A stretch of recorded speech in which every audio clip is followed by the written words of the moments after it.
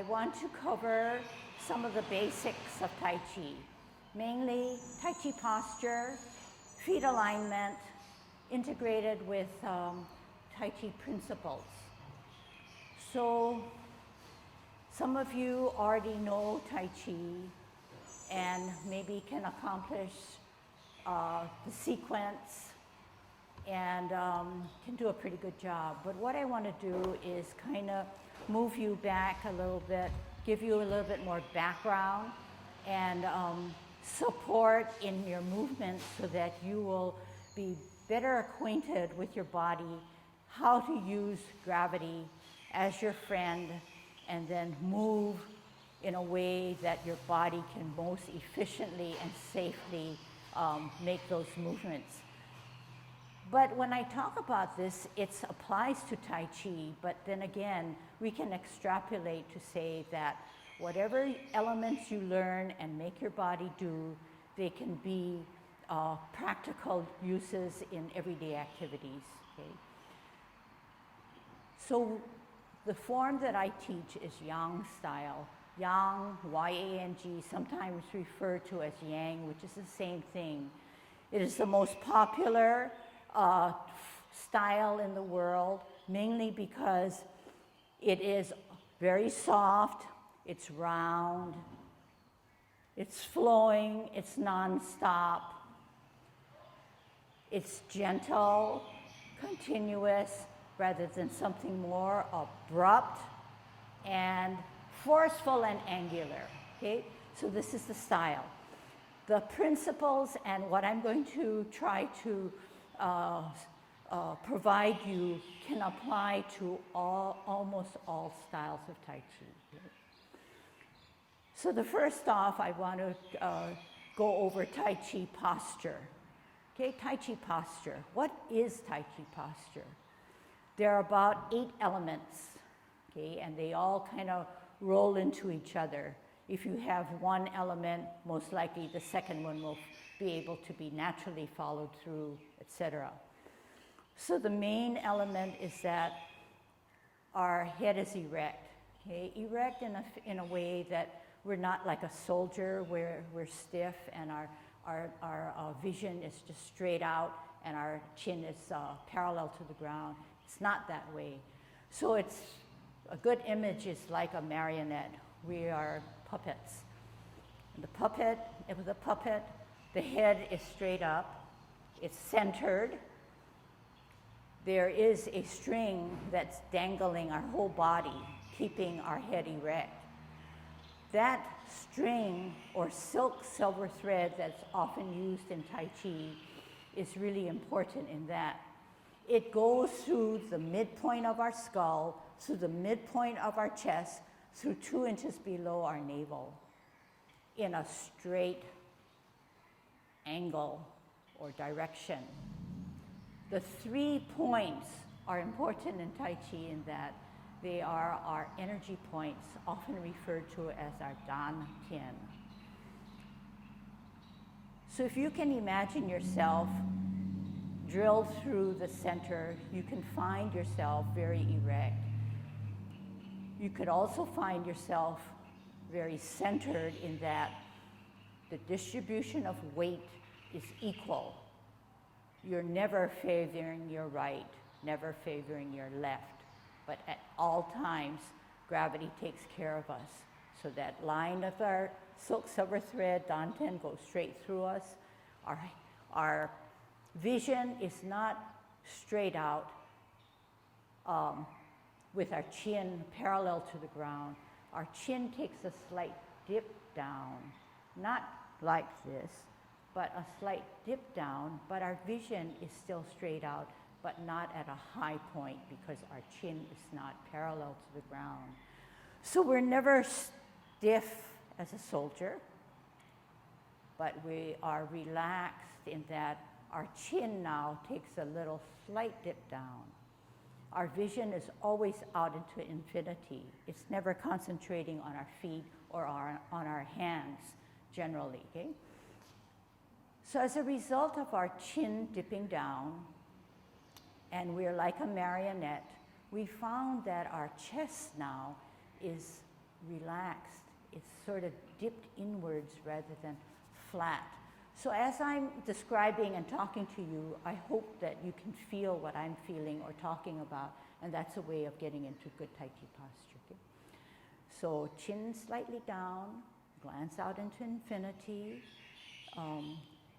chest slightly dipped inward.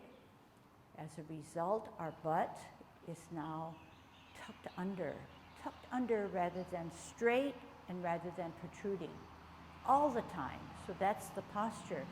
As a result, you found that, wow, these shoulders are now not stiff. Okay, raise them up, raise your shoulders up. They're not that way. That's not relaxing. So you're going to drop them down. As a result, you found that your finger, maybe your middle finger, glided to the side seam of your pants. That's where it should be, okay? Not here, not behind, not up, but down, okay? So what do we have now?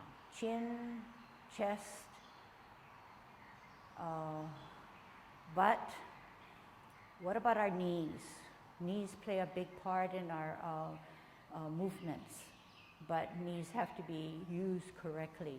So the knees now, oftentimes you see in movements, the knees are bent or the knees are stretched out, contracted, expanded, etc. But in the beginning, when we create Tai Chi posture, it's just relaxed. There's no energy or movement yet developed, so the knees cannot show that there has been some movement. So the knees are not locked in meaning straight out, stiff as a board, but just kind of relaxed. I know you can't see it, but you could probably feel it, okay? What else? Okay, so that's our posture.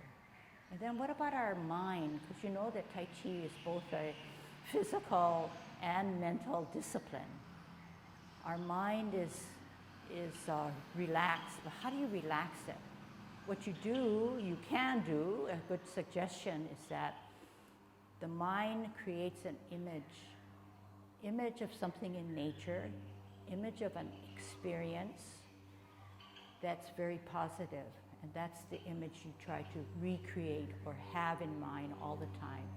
So yes, we can hear the airplane, yes, we can hear the cars, traffic, birds, and everything. That's nature, that's the environment. But what we try to do is not let those abrupt noises or sounds affect us, but we keep into that image, okay? We'll do the 10 form through, and let's see how well we can keep our Tai Chi posture.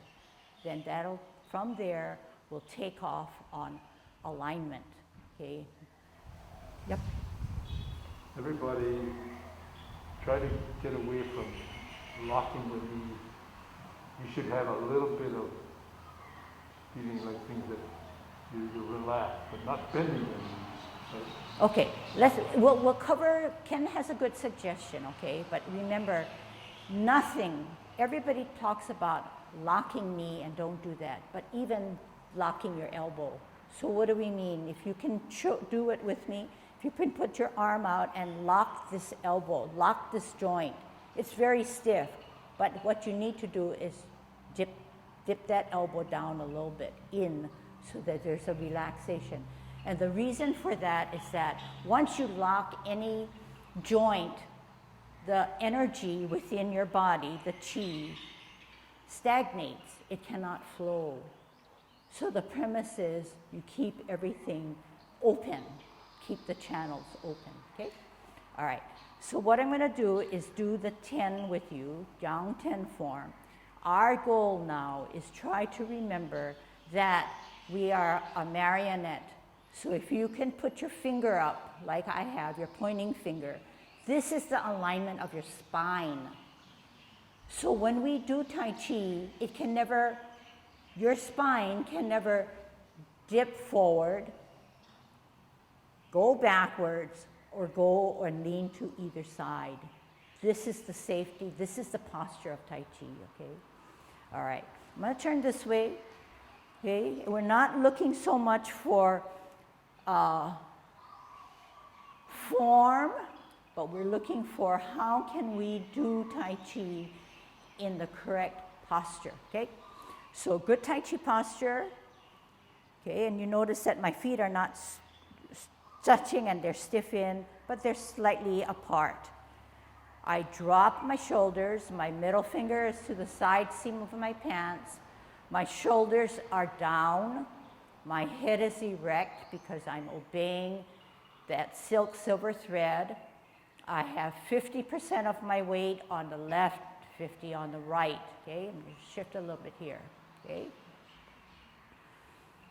My glance is way ahead, my chin is slightly down, my chest is sunken, my butt is tucked in, okay? Let's try to move it in a little bit, okay? Commencing form, 50-50. Shift weight to the right, 60, 70, 80, 90, on the toe of your left, off the ground, open, 10, 20, 30, 40, 50, 50-50. Hands rotate to the middle of the thighs as we take a deep breath in and elevate. At shoulder level, we reverse the process. Drop the shoulders, flex the knees. Make yourself small. Left hand remains in the middle, right hand rises up higher. We open the palms to the ceiling. Bring the back hand to the ear as we glance. We turn our head and neck. We meet the hands in the middle. We repulse the monkey by pushing forward, pulling back. Centered all the way to the hip. And right now you should feel 50-50 centered. The hand in the front is centering you. It's not waving out to the right or neither to the left. It's the center of your body. Other side. Open, raise the left, glance. Right hand, the palm is facing the ceiling. Glance as you bring the back hand or left hand to your ear. Turn your head and neck. Meet the hands in the middle as you pull back, push forward to repulse the monkey. You're centered. We can only move if there is a weightless foot. We're going to create a T stance to brush knee. T stance, set it up correctly. Brush knee. Step out, hand to the ear, turn the hips and waist, brush your knee. And then you ask yourself, am I still in good Tai Chi posture? Okay? Sit back, creating a weightless foot for the other side. Pivot that left heel, creating the weightless foot on the right, T stance. We're going to brush our knee. Bring the back hand to the ear, step out on an L, turn the hips and waist as if to brush your knee. Good Tai Chi posture. Are you still straight up? Is your knee not beyond your toe? And is your knee in line with your toe of the right foot? Sit back, sit down, twist step, pivot on the heel, hold your ball, center, create a weightless left foot, T stance. Part the wild horse's mane. Step out on your heel, turn the hips and waist, bottom hand advances to go up the horse's mane. Is your knee not beyond the left toe? Should be in line to keep good Tai Chi posture. Sit back, sit down, twist step, hold your ball on a T stance, out and to the side, bottom hand advances to go up the horse's mane. Cloud hands, flip the forward hand, join it with the back hand. Sit back, sit down, pivot. We're at 12 o'clock. We want to get out to the 9 o'clock. How are we going to do it? You're going to pivot on your left heel, hands go for the ride. Two things happen at 9. Flip the hands, join the feet. 12 o'clock. Getting out to the 3 o'clock by using our hips and waist. Two things happen. Flip the hands, open the feet. 12 o'clock. Here we go at 9 o'clock, only one thing happens. Flip the hands. Using our hips and waists to get out to the numbers or the extremities of the clock. At 3 o'clock, two things happen. We flip our hands, we close our feet. 12 o'clock, 9 o'clock, two things happen. Flip and open. At 3 o'clock, we're going to end cloud hands, so we only flip the hands. We shift our weight to the left foot and come up at 12 o'clock as a golden cockerel. We come down, we shift our weight to the right, we spiral, we use some spirals, shift our weight, ground ourselves, obey gravity, come up as another golden cockerel. Down, 50-50. This time we're going to gather the energy, we're going to center the energy, and we're going to kick out with our right safely by following with our eyes and following with our hands. Come down, center on the left, out left hand, out left foot, holding our ball. T-stance, we're going to ward off, okay? Step out, ward off. Push that guy out with your forearm. Turn your hips and waist and grasp the bird's tail. Look back, contact, but from the center of the body, you push the energy through.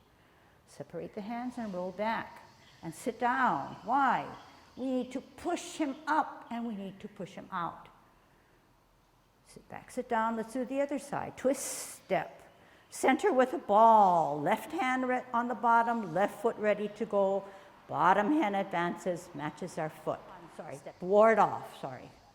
Turn the hips and waist to grasp the bird's tail.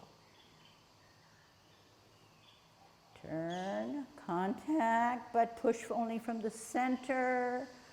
Separate, roll back, sit down, sink, spiral up, lunge forward, apparently closing.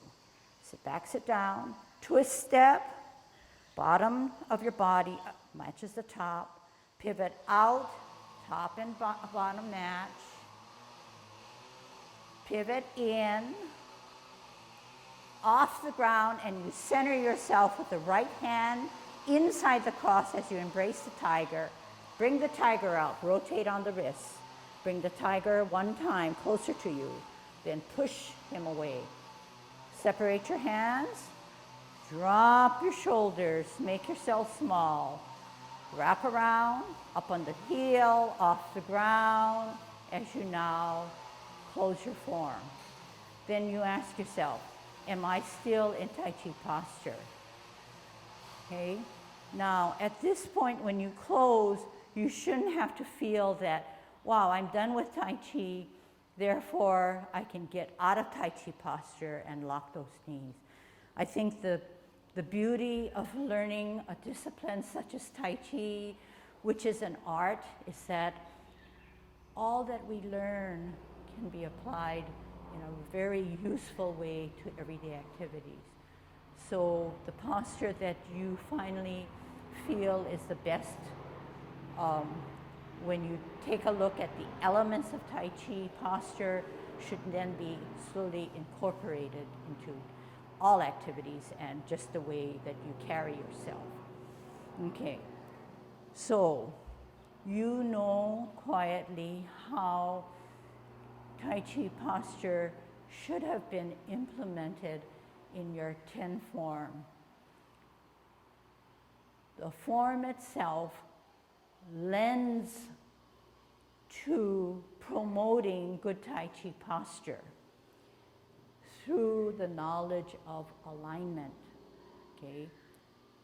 So just to kind of say it in an easy way, if you know that the alignment points, our Danten points are important, and I said that if we have good Tai Chi posture, the movements in Tai Chi should lend itself to the movement if you have good Tai Chi posture. Okay, so if you can follow me.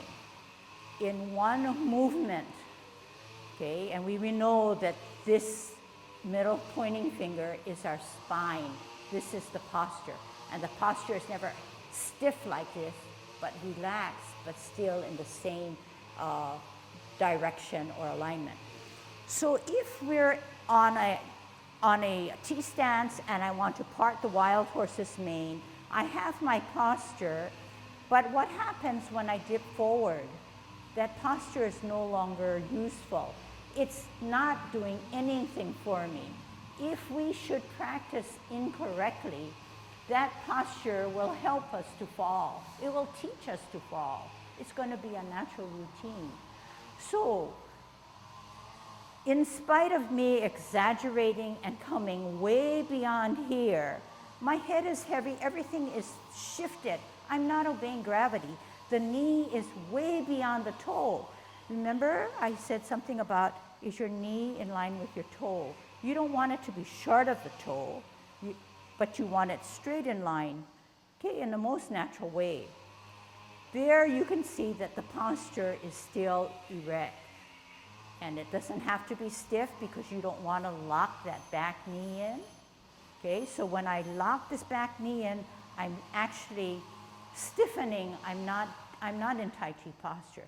But once I relax the knee, I can still keep this angle. But a lot of times people feel like, oh, because you don't want to lock this knee in, they tend to dip it down. But if you try that, the posture is then still not correct. So you're going to have to find and feel the most, I won't say necessarily comfortable, but the ideal position, okay? Sometimes the ideal position may or may not be for an individual the most comfortable, but I can almost promise or say that if you learn your posture correctly, that new form or formation will become the most comfortable, but not only that, the safest position, okay? So we're going to talk a little bit now about alignment. Mainly the feet, but the feet alignment complements the upper body. So one of the principles of Yang Cheng Fu, who has 10 essentials, says that one, the top of your body matches the bottom of your body in movements. But it also says that the weightless or empty foot is the only foot that can advance. And if you say, well, that really makes sense. I never really gave it a thought, but that's how I prevent falls. But let's go back along a little deeper. If we have two weighted feet, 50-50, and we're trying to part the wild horse's mane, hey, I don't know which foot can move, right? So what happens in daily life? If you're walking and you don't know how to advance or go to the side because you have two weighted foot, you will trip or stumble. But more than that, Tai Chi being a discipline, that empty step or foot has to be fully empty. It has to have zero weight on it. So what does that mean? We have to obey gravity, and the foot that has our weight has to then take our body weight and put 100%, 99%, 98%, as much as you can give it. So being a discipline and a practice and a journey, we cannot expect 100% accomplishment. But over time, that's the journey. That's the beauty of Tai Chi, in that today you may say, oh, that's so good. I could do this movement a little better now, and I can understand why people are doing what they're doing when I watch them. But that grows on you so that you can get better over time. Your endurance is better. Your muscle strength increases. Your understanding is clear. Your understanding may be at 90%, but then how can you get your body to do what you understand fully, okay? So it's kind of a snowballing effect, and that's what makes Tai Chi really, to me, very interesting, intriguing, a little bit of a mystique, And the power of all of this is within your own body. But until you realize what you have in both understanding, in reading, in visually seeing, you have to experience it. And whatever you can give to it will grow on you to refine your movement. So to get into alignment now, even with Yang 8 form, Yang 10 form, the basic form, alignment is very important to save our joints, to save our knees. The issue now is Yang Chen Ku's, one of his 10 essential elements, excuse me, says that the movements are directed by the hips. In Asian or Chinese thinking, the hips and the waist are one. They are not separated. So oftentimes you'll hear me say, use your waist, use your hip, turn this, turn that. But it's this whole area that we're talking about, okay? So there are several elements that are going to be implemented. I'm going to show you how to, let's see, what should we do? Part the wild horse's mane, okay? And we're going to wrap it up with, integrate it with feet alignment, okay? So normally when we start, we're at 50-50. That's good Tai Chi posture, okay? To create an empty step for parting of the wild horse's mane, we have to create a T, the capital letter T. So if this is the cap of my capital letter T on my right, the stem is now going to be turned this way, and this is my T step. From a T step, we're going to get into an L step, and then we're going to get into a bow stance, okay? But I want to make sure that you understand what a T step is. So right now, while I'm talking, I have maybe 60% here and 40% here, which is wrong, but I'm holding my stance, okay? But once we're in movement and we're doing Tai Chi, the principle says that only the weightless foot can move. Therefore, 100% has to go down to my right. If 100% is at my right, the knee then is flexed because it has to keep my weight. If I'm stiff as a board and locked in and I say, this is the most I can give to my right, that is not 100%. You're locking your knee, you're not in good Tai Chi posture. But once you're ready for movement and you want to create an empty step, this guy, the knee, slightly flexes. Doesn't have to flex down low. But for us and for me, I take a rather mid to high stance because of age, because of when I started learning Tai Chi. So we're going to put our hands at our waist, okay? But when you do that, it doesn't necessarily mean that you're going to have to get out of Tai Chi posture. Your shoulders are still down. So this is a T stance. We're going to create an L stance. Okay, now watch first, okay? And then I'll let you do it. This is an L stance, okay? We're getting into an L stance. And I'll explain why it is called an L stance. Okay, do it with me. T stance, weight down on the right so that the weightless or empty foot can now come out and to the side on its heel. We're going to turn our hips and waist,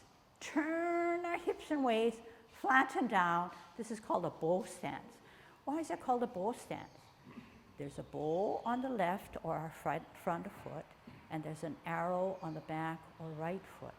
This is the bow stance. To keep into good alignment, we have to keep our knee in line with our toe.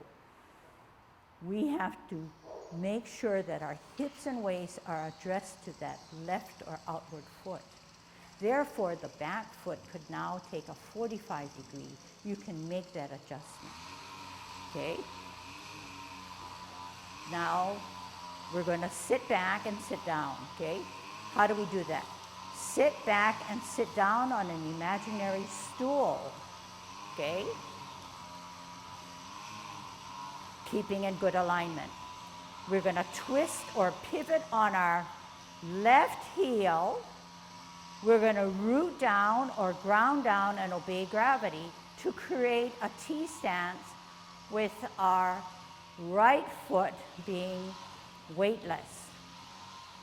Once we do that, we can now take an L stance. Okay, out and to the side on our heel. Turn our hips and waist, adjust the back foot to a 45, bow stance. Knee not beyond your toe, good Tai Chi posture. Sit back, sit down, twist step, T-steps. Okay, I'm gonna get some water and I want you to practice.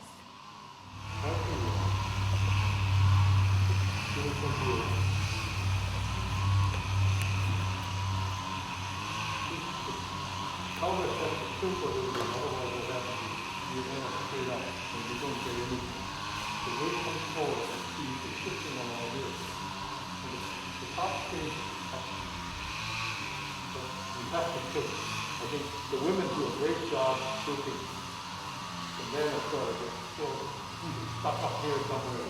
You sort of be big as opposed to sitting down. I think we all agree that we're pretty smart, and I believe it. But what Tai Chi does is double checks you and say, are you really that smart? Because there's lots of refinement. So I would say, in the few minutes that we're here to learn something rather new, just let it grow on you, and then look and feel how you are in a stance.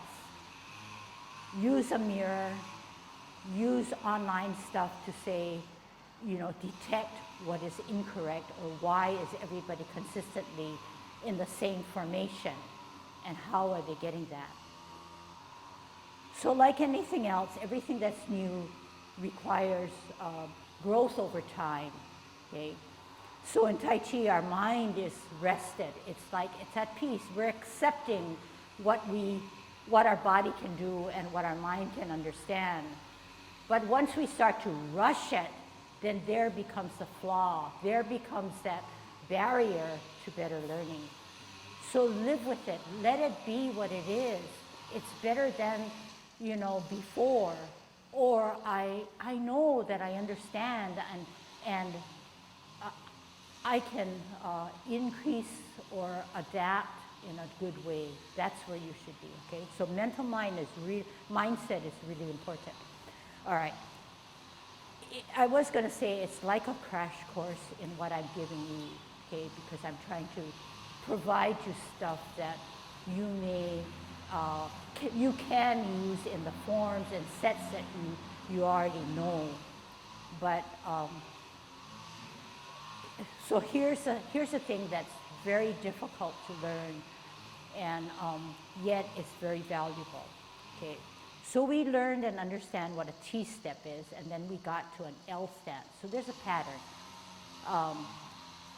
T stance, L stance, bow stance, sit back, sit down, twist step, T stance, and we repeat. Okay, and that's usually the format for almost all of the movements in Tai Chi, in any form, in the style, but in any form. So you remember me saying that this is a T, and this is an L, and this is a bow. But you also kind of noticed that my T was not here, and my L was not here, and my bow was not there. But there's something to do with the span in which I took.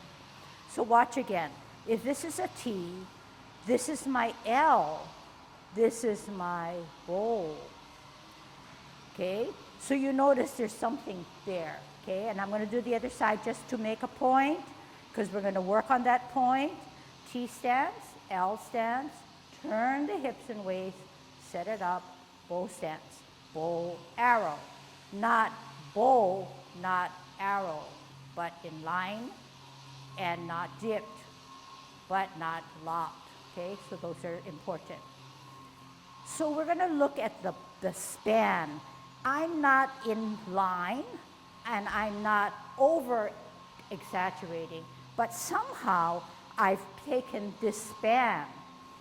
Watch why I do it. If this is a bow stance, and I twist, oh, maybe this is not going to be that well, but here, this is it. I want to provide my turning of the hips and waist enough area. I don't want to shortchange it and not fully turn my waist, because why? Then the pressure of that joint of my knee gets can't take it. It's just not enough room and there's not enough area. But the same can happen. If I take too much of a span, I'm not in Tai Chi posture. Then how am I going to turn successfully? I've got to make that wide angle turn. I put probably pressure on the other foot, other knee. So we want to find that area, but first we have to understand the premise in which we have to create that platform. So if this is a T, I always tell my students that you have to come out and to the side, out and to the side for this foot. So with your left hand, you're going to show me how I want you, just the way I'm doing it. T stance. To create an L stance, we want to use your hand, left hand, out and to the side. Can you use your hand to show me where we want to be? We want to come out and to the side. How with your hand? Out and to the side. Again, out and to the side. But we want to do it in one motion. Out and to the side. Can you do it with your hand? Out and to the side. Again, out and to the side. But on the heel, okay? Again, we want to create an L stance by using our hands first.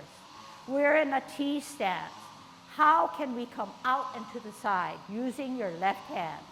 Out and to the side. Again, out and to the side. All right? Now we're going to use our feet, our foot. T stance. Okay? Put your hands at your waist. T stance, we want to think it through. We want to visualize it, and we want our body to move out and to the side on our heel. To allow the room and space for the knee to swirl around, the hips and waist to swirl around to create a bow stance. Okay?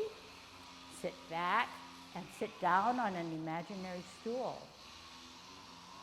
Twist step. Root down, T stance. Ready for the L stance?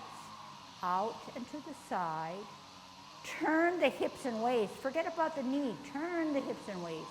Bow stance. Sit back and sit down. Twist step. Pivot. T stance. L stance. Out and to the side. Turn the hips and waist. Bow stance. Adjust the back foot.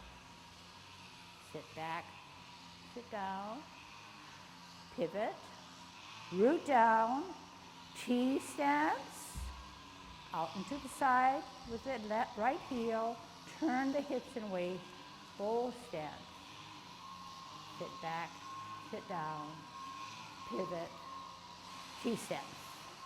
Okay, so people are catching on. People are now aware that there's something going on that that you may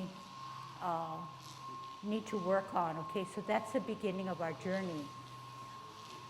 So it's a difficult thing to learn, but once you learn it, it's going to be with you for everything you do. It's going to save your joints, especially your knees. So basically, this is what I taught you on a frontwards motion. T stance, out and to the side, turn the hips and waist, bow stance. Sit back, sit down, twist step, T stance, out and to the side, turn the hips and waist, bow stance. Sit back, sit down. So this is another angle. This is the angle that you are accustomed to using. L stance, turn the hips and waist, bow stance. Okay, and I just want to kind of, you may already gather that the L stance is kind of a stance that you have to use your imagination in that. It's not really an L, but if you to draw an imaginary line, you would get an L. Okay?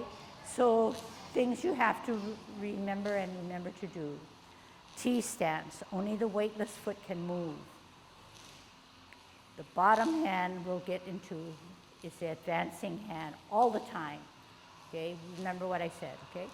L stance, turn the hips and waist, flatten down, bow stance.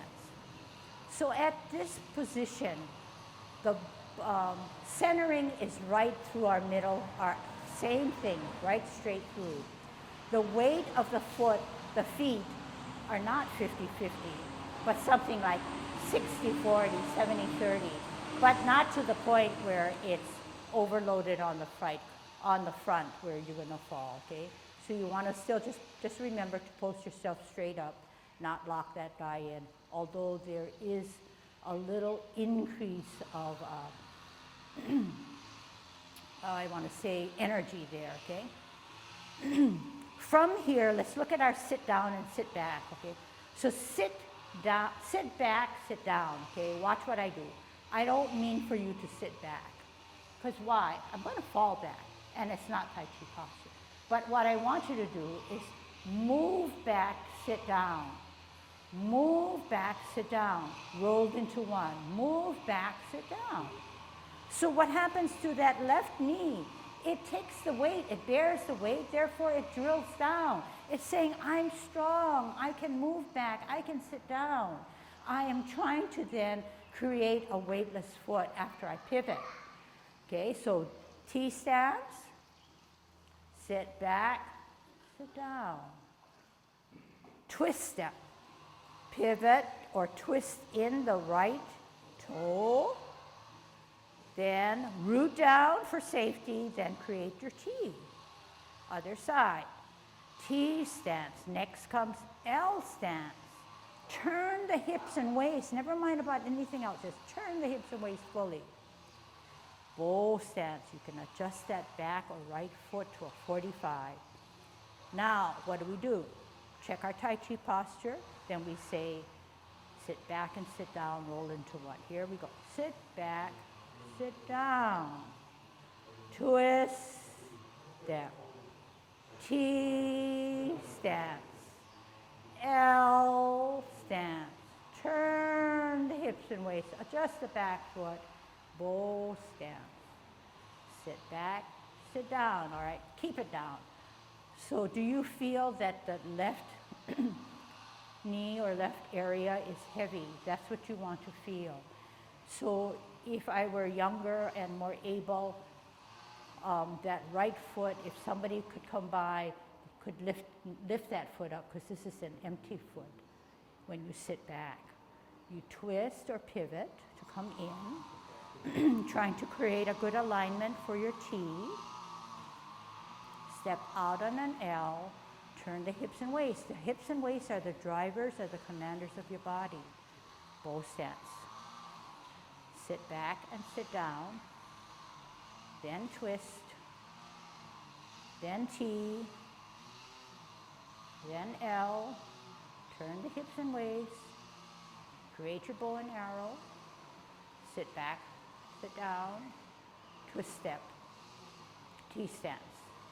Okay? Okay. So, you know, there's lots and lots to learn and a lot of details, but, and I'm realistic. I want you to take what you have and then kind of work it.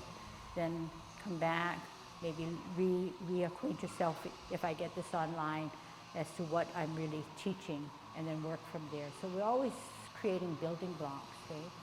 But the best thing about Tai Chi is that once you learn this foundation, which is very, very essential, very important, it incorporates the principles and it gives you a better understanding of how to use your body in everything, even outside of Tai Chi, is very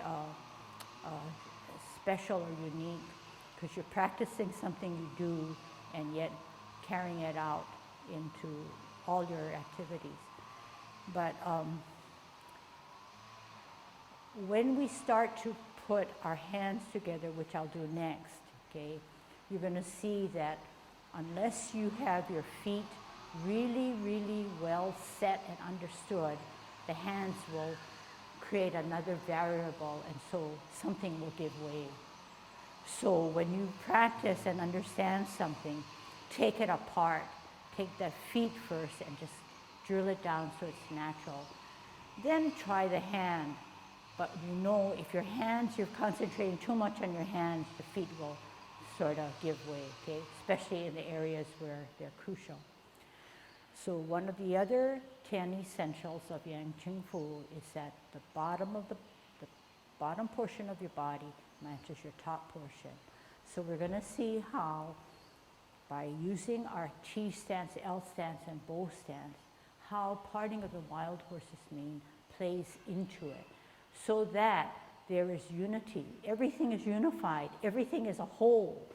We're creating something that within your own body, understanding, and energy, you can put a movement together in one piece, okay?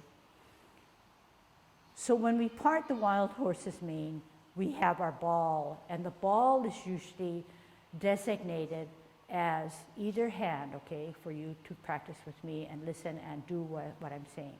The bottom hand is 2 inches below your navel. 2 inches below your navel because it's helping you to center. If it's up here, it's doing something goofy to my posture. So I'm dropped, I'm relaxed. It's not to the side, it's centered. The top hand is about chest level and it's wrapped around this way. Okay, so this is how I'm teaching it. This is the way it is, okay? Some people will start it here, we'll put hand to pan, but this is the way I want to teach you. So in doing this now, that top hand that you have should not be raised, but it should be dropped to the point where you say, yay, I have more weight on my feet. That's the ball, okay? The ball can be spinned. Let's spin the ball, however you want to spin it to get that other hand on the top. And each time you spin the ball, you ask yourself, is my top hand about chest level? Is my bottom hand about 2 inches below my navel? Are my elbows flaring out, which they shouldn't be, but they should be tucked in the center of my body? Okay, so that's the ball. The ball cannot be huge, it cannot be small, but just right for you, 2 inches below, chest level. Okay, so the ball can be rotated. Most of the time we think of a ball rotated, okay, but the ball can also come up and advance as white crane. It can also advance forward to ward off. But in each situation, the bottom hand is advancing hand, never the top hand, okay? Let's try that. Left hand on the bottom, right hand on the top. Spin the ball, right hand on the bottom, left hand on the top. Spin the ball, left hand on the bottom, right hand on the top. Okay, we're not going to use any feet now, okay? When we part the wild horse's mane, we start with the bottom hand. The bottom hand advances. Hold the ball, other side. Right hand on the bottom. Bottom hand advances. Hold the ball, ward off. Bottom hand advances. Hold the ball, bottom hand advances. Okay, white crane. Right hand on the top. Oh, right hand on the bottom. Depending on the form, okay, white crane spreads its wings. Bottom hand or right hand advances. Let's do the other side. Right hand on the top. Bottom hand advances. Right? So in this little drill, you found that yes, the bottom hand advances, but advancing could mean rotating, coming forward as a ward off, coming out like a white crane, or keeping, or even rising, okay? But even when you rise or when you do your white crane, yes, the shoulder comes up, but it's still dropped, it's still relaxed. You don't have to come up and raise that here. So you want to make sure that you're still in Tai Chi posture. Similarly with cloud hands. Cloud hands, although clouds are up high, the formation is always relaxed. And here again, we can practice cloud hands because it's a really good one where the hips and waist are directing your movement.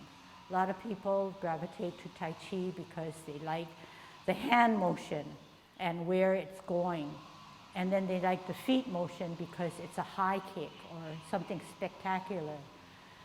But all those magnificent movements are mind-driven and hip and waist related.